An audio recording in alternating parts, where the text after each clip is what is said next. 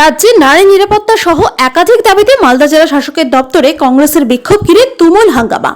জেলা শাসক দপ্তরে মিছিল নিয়ে কংগ্রেস কর্মীরা সমর্থকরা ঢুকতে গেলে বাধা দেয় পুলিশ। সেখানে বিক্ষোভ দেখাতে থাকে কংগ্রেসের কর্মী সমর্থকেরা।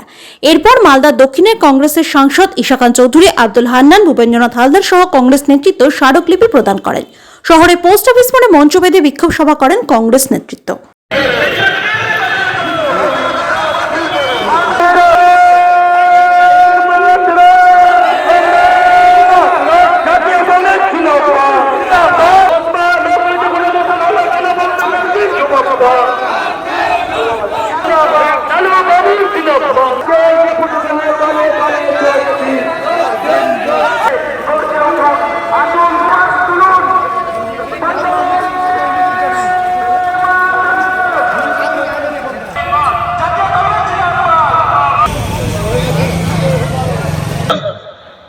ডেপুটেশন হচ্ছে মালদা মিউনিসিপ্যালিটি। আমাদের গোটা বাংলার কোনো চিন্তা নেই উন্নয়নের জন্য। ঠিক সেভাবে এখানে 2016 সালে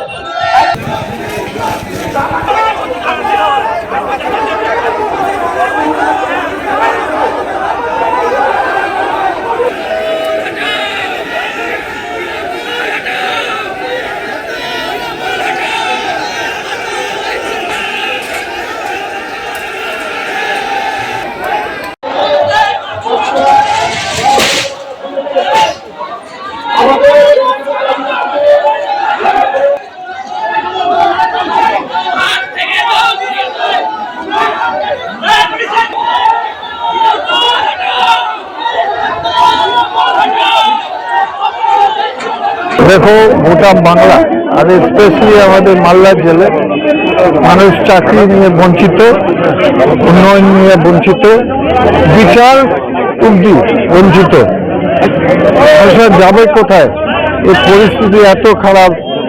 আমাদের গঙ্গা ভাঙন কোনো বড় কাজ হয় না, না বিজেপি সরকার, না রাজ্য সরকার, টিএমসি সরকার উন্নয়নগুলো দেখছেন। মানুষের উন্নয়নগুলো কেউ দেখছে না। সেটা আপনি ওবিসি যে সমস্যা চলছে বাংলাতে, এটাও মানে মানুষ ওবিসি সার্টিফিকেট দিতে পারছে না। মালদা এয়ারপোর্ট 9 বছর আগে একটা MOU সই করেছে রাজ্য কেন্দ্র, ওখানেও কোনো উন্নয়ন আগাচ্ছে না, এরকম আটকে আছে। সমস্ত উন্নয়ন আটকে আছে, সমস্ত কাজ আটকে আছে। আর শুধু মানুষ, গরিব মানুষরা যখন কিছু পাওয়ার কথা তারা দুর্নীতি পায়। কোনো মানুষের যদি প্রকল্পনার জন্য টাকা দিতে হয়, ঘুষ দিতে হয়। আমাদের 25,000 শিক্ষক শিক্ষিকা আমাদের রাজ্যতে, ওদের চাকরি নেই সরকারের দুর্নীতির জন্য। আর পুলিশ নিরাপত্তা নেই, একটা পরে একটা খুন হচ্ছে, রেপ হচ্ছে, যেহেতু আইন শৃঙ্খলা ভেঙে যাচ্ছে আমাদের রাজ্য। এইগুলো নিয়ে মানুষের কথা, এটা মালদা জেলার কথা শুধু নয়, এটা মালদা মানুষের জনগণের কথা। এগুলো আমরা তুলতে এসেছি, এটাই বলতে এসেছি আজকে।